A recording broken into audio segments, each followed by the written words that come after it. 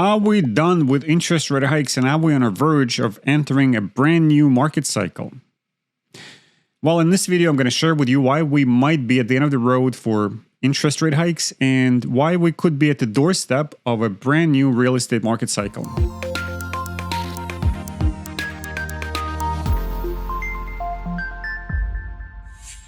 If we're meeting for the first time, my name is Vlad and I'm a realtor with the Purple Tree Real Estate Group in Toronto, Ontario. And on this channel, we are committed to providing you with the most accurate and timely information on what's happening in the real estate market in Toronto, and at the same time helping you build your real estate wealth brick by brick, all the way from the blueprint into the completed house.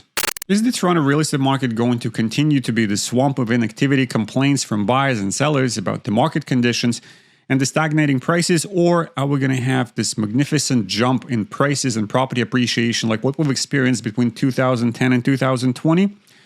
We'll talk about that in this video, but before we get there, first let's talk about the interest rates. The interest rates have peaked, or at least that's the consensus from the economists that are discussing the consequences of the recent interest rate announcement to hold the rates steady from the Bank of Canada from earlier this month. Let me put it to you like this. Imagine that all of us, the consumers, are sharing a bus ride. And that bus is going down the winding road at a breakneck speed. And the road is called the Canadian economy, and at the steering wheel of the bus is none other than the governor of the Bank of Canada, Tiff Macklem. So he's been chugging along quite nicely since the beginning of the year, and then midstream he decided to start upping interest rates or acting wildly with that lumbering bus, thinking maybe that it's a rally car, throwing it left and right, trying to avoid the potholes and other obstacles on the road, specifically the inflation.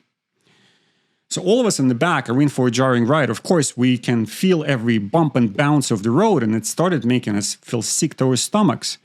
It seems, though, that the last two decisions by the Bank of Canada to hold the interest rate steady are giving us a clear indication that they're ready to start slowing that bus down, allowing for the repair crews to come on the tarmac and start fixing those potholes with some more permanent solutions than just slapping temporary patches onto them.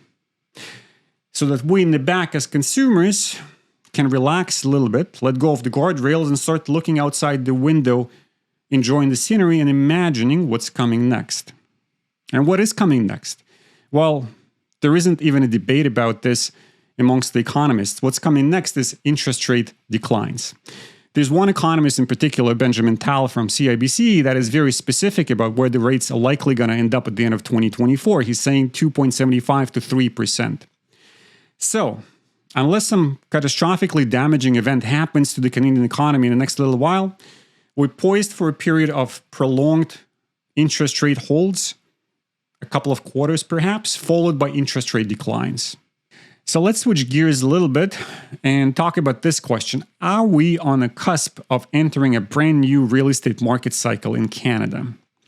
Well, for one, we've narrowly avoided the disaster of the real estate market spiraling out of control by holding the interest rates steady in the past 2 months. That's great news. We've also been getting great vibes from the bond market in Canada, which has been sending us strong messages that the interest rates for the 5-year fixed mortgages are going to continue falling into 2024, and they've already started falling in 2023. But we've not slayed all the dragons. There are still issues out there, like the inflation. It's still not at the mark that the Bank of Canada had identified for us. And also there's the affordability bubble that seems to be ready to pop at any time. Let's just take a quick look at this hugely unsettling report from BMO, where they claim that we're in the second worst in history period of time for affordability, which is usually followed by a recession. Here we go. Canadian housing affordability, second worst in history, recession to follow. BMO. Bank of Canada Housing Affordability Index at second worst level ever. And then they go on to say that recession always follows such a sharp erosion of affordability. It definitely appears that the interest rate discussions is not the only story in town. But even if we know that there are icebergs on the port side of our economic boat as we're trying to veer left, it doesn't mean that we absolutely cannot avoid them. And even when the interest rates do go down, what sort of a reality of a new economic cycle are we going to be experiencing and living in? Well, there are a few things we can talk about, but I'm going to point out three specifically. For one, we're going to have a markedly increased activity in the real estate market space in 2024 once we see the evidence of interest rates going down. And I'll explain it to you like this. Imagine you are in a mortgage commitment with a lending institution for 5-year fixed at 2.75%, and you don't have to renew for the next couple of years. What motivation would you have to either upgrade or downgrade your house if you'll be entering into a brand new commitment with the 5-year fixed interest rate somewhere between 6 to 7% right now, unless you can port your mortgage? Well, you'll have close to zero motivation to do anything. And once the policy rate goes down to a more manageable level of, say, around 3%, and the banks and lending institutions start issuing 5-year fixed mortgages at between 4 to 5%, all of a sudden you'll be seriously thinking about realizing that long-standing dream of upgrading the home or the necessity of downgrading one will become a reality for you. So all those people are going to re-enter the marketplace. And the second thing that's going to happen is that property prices are going to continue climbing up at a faster pace that we've had this year. And even though we've been like in a semi-recession type situation and property prices practically stagnated, but still there are many, many pockets across Canada that have experienced appreciation and the market appreciation at that. And the third thing that's going to happen is that most likely we're going to lose some of the value of the Canadian currency. So when it comes to buying imported goods and or traveling abroad, you'll have a tougher time with the purchasing power of the Canadian dollar than what we've experienced before.